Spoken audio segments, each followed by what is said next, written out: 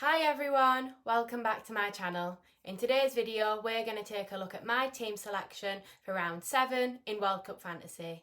So let's get started. So before we start looking ahead to round 7, we'll start off by looking at how my team got on in round 6. So this week I got 83 points and that was enough for me to get a green arrow to literally just back inside the top 100,000. For most of the week it did look like it was going to be a red arrow, but there was one return that I got in the last game that I think really helped give me a green arrow this week. So looking at the players, in goal I had Maignan from France and they kept a clean sheet, so I got 7 points from him. The rest of my defence was quite disappointing, with Molina, Martinez and Cucurella all conceding 1 goal. I think obviously now it looks like maybe the clean sheet shield would have been better left for this week, as I would have gained quite a lot of points there, as they all conceded exactly 1 goal, which meant if I had played the booster then I would have had all of those clean sheets.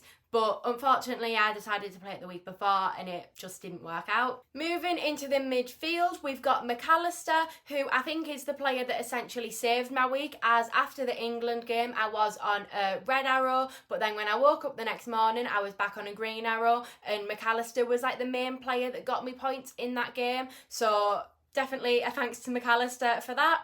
And then Elise was just 3 points, a little bit disappointing from him. 14 points from Bellingham. I mean, Bellingham saving England again. Very happy that I brought him into my team. And then Dembele's 10 points. I'm really happy with that as well. Moving into the front three, just 3 points from Kane was a little bit disappointing. However, I think we were a little bit unlucky that that England penalty was overturned. If they had stuck with the original decision and given England the penalty, then maybe we would have had some more points from Kane. Mbappe got 26 points as my captain, so this was 13 points that he scored, and I captained him and I decided to stick with him as my captain. And then Messi got 5 points. Messi's 5 points came from assisting the goal that McAllister scored, so it was a corner that Messi took and then McAllister headed it in. I think these points from Messi also would have helped a little bit towards my green arrow, but a lot of people do own Messi, so I think it was more the McAllister points that helped. And then on my bench I have got my 2 players that were knocked out of the tournament in the previous round, so that's Crepeau and Freeman. And then I've got Hakimi, who was knocked out in this round, and then Baena, that was unfortunately subbed off just before the 60-minute mark in the Spain game, so he only got 1 point as well. And now looking ahead to round 7, which is the semi-finals, we'll start by taking a look at the fixtures, and we have got both of the fixtures confirmed. So semi-final 1 is that France are playing Spain, and then the second semi-final will be England against Argentina. I have also got the projected goals and clean sheet odds for these fixtures here, and these have come from FPL Joe's website, which I will leave a link to the description to, as always. So for the projected goals, we've got France on 1.61 projected goals.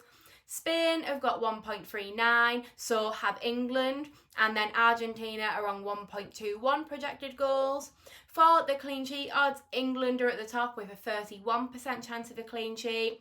France have got a 26% chance, Argentina 25%, and then Spain have got a 21% chance of a clean sheet. With these odds now at the later stages of the tournament, we can really see that the odds are a lot smaller, and we don't have any green fixtures here, and they are also a lot tighter as well. Like the gap from 1.61 to 1.21 projected goals really isn't that big, and the same with 31% to 21% chance of a clean sheet. There's really not much in that at all, so I think that means that going into these fixtures we probably want to be covering every team that's left, have a couple of players from each team, as these fixtures really could go either way. I think the only other important thing to mention here whilst we're talking about the teams and the fixtures is that because the third place playoff match is going to be included in round 8 of this game, that means that these 4 teams that are remaining in the competition now will all have a fixture in round 8 as well.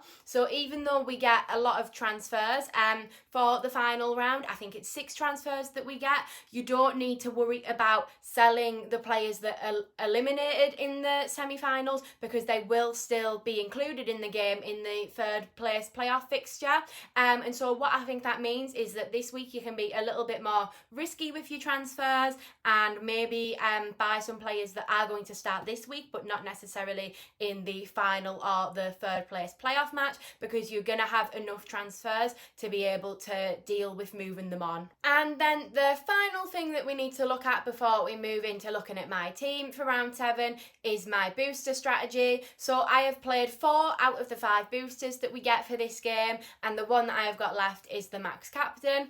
As you can see on here, at the start of the game, I was thinking that I will either play the max captain in the semi-final or the final, and I have still got it available, and these are the only 2 weeks we've got left now, and I have made the decision that I am going to be playing the max captain in the final. So that means this is going to be another week with no booster active for me, and then the final one can be played in round 8, the final week of the game. So now we'll take a look at my team before any transfers have been made, so that we can get a good idea of who the issues are in my team and what players I'm happy with. This week we get 5 free transfers to make changes to our team, and I have currently got 0.5 million in the bank. So in goal I have got Maignan and Crépeau. Maignan I'm still really happy with. Crépeau has obviously been knocked out of the tournament, but I am quite happy going into these final 2 weeks with just one playing goalkeeper. So if I was to sell Crépeau, it would only to free up some budget for the rest of the team. Moving into the defence, Hakimi is obviously an issue now that he has been knocked out of the tournament. Martinez I'm really happy with. Cucurella I'm really happy with as well. Molina is potentially a player I could move on, just because I'm not sure I want 2 Argentina defenders anymore. And then Freeman is obviously another player that could go, because he was knocked out a while ago now. And then moving into the midfielders and the forwards, I think the only issue here is probably Baena, and that is only going to be if he doesn't start for Spain. He was subbed off before 60 minutes in the last game, and so that does concern me that his minutes are reducing, and that could lead to him not starting. But we do get to see the France and Spain lineups before the deadline, so whether he starts or not will determine what I'm going to do with him in my team, whether I sell him or I keep him. But Elise, Bellingham, Dembele, McAllister, Kane, Mbappe and Messi are all players that I'm really happy with and that I'm looking to keep going into the semi-finals. So now moving into some of my possible transfer options. Here I use 4 out of the 5 transfers that we get, and this would leave me with 0.1 million in the bank. So the first move that I'm looking to make is selling Crépeau to one of France's backup keepers, because they do have one that only costs 3.5 million. So this is the cheapest goalkeeper left in the game, and that frees up a little bit more money for me to be able to make a few upgrades elsewhere in my team. So I think that's a really nice transfer that I'm looking to do.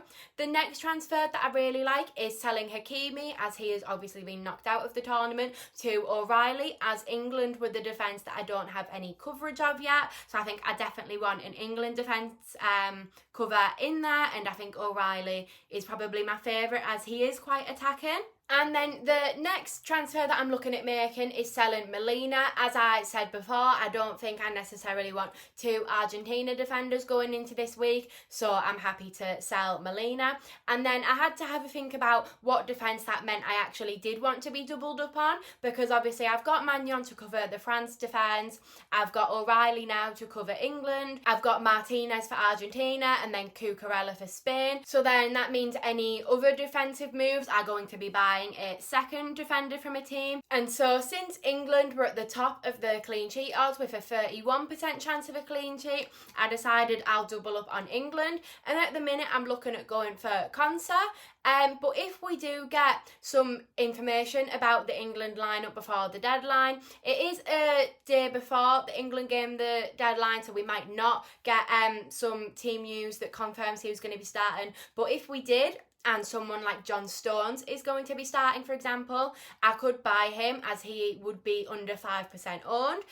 But if not, I think it'll be Konsa that I go for. And then the final transfer that I've done here is selling Baena to Williams. So like I said before, if Baena does not start for Spain, then I will be looking to move him on. Because selling Baena would leave me with no cover of the Spain attack, it would be another Spain attacker that I'm looking to go for to replace him. And so Williams is an option for that if he is the one that's starting over Baena. If not, I think it would be Olmo that I potentially go for. But the plan is for that fifth midfielder spot to be a Spain attacker. If Baena does start, then I will probably just look to keep him and just make the free transfers that I've already spoken about instead. But if not, then it will be Williams or probably Olmo that I look to go for. And then the only other thing that I've considered with my transfers, since I'm only going to be using either 4 of my transfers, like what I showed in the last plan, or 3 of them if Baena starts, then I am going to have 1 or 2 transfers left over. And what I've possibly thought about using one of these transfers for is selling Freeman since he is knocked out. Because those transfers only leave me with 0.1 million in the bank, there isn't really very many options that I could sell Freeman for. But one option that I could afford is Medina.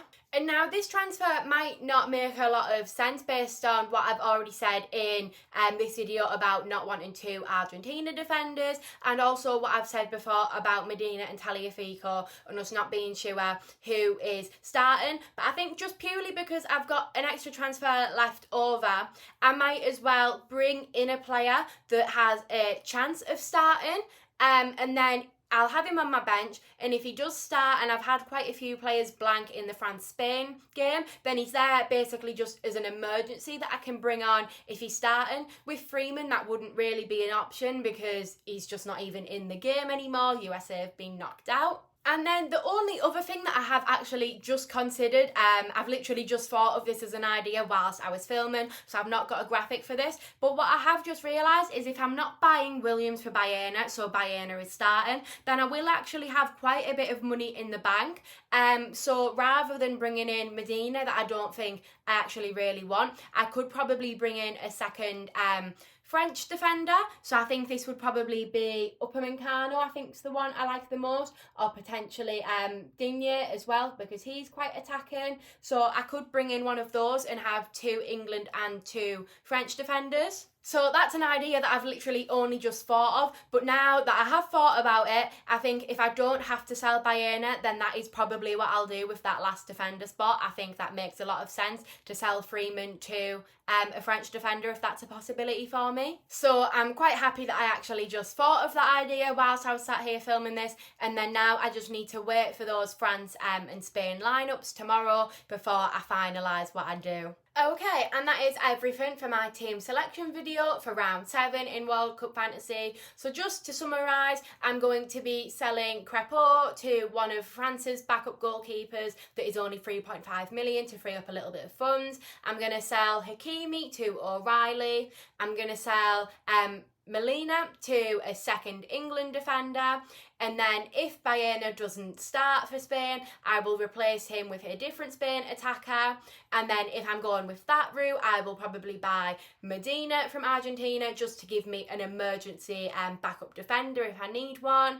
But if I don't have to sell Baena, then I will buy a second French defender. If you liked this video and found it useful, please give it a like, and don't forget to subscribe to my channel as well, as we are now trying to get to 200 subscribers by the FPL Game Week 1 deadline. My next video will be my final first look for World Cup Fantasy, the first look for round 8. I can't believe how quick that's gone, that we're already thinking about the last week, but that is going to be my next video, and that will be coming out on Thursday, so hopefully I will see you all then for that video. Bye!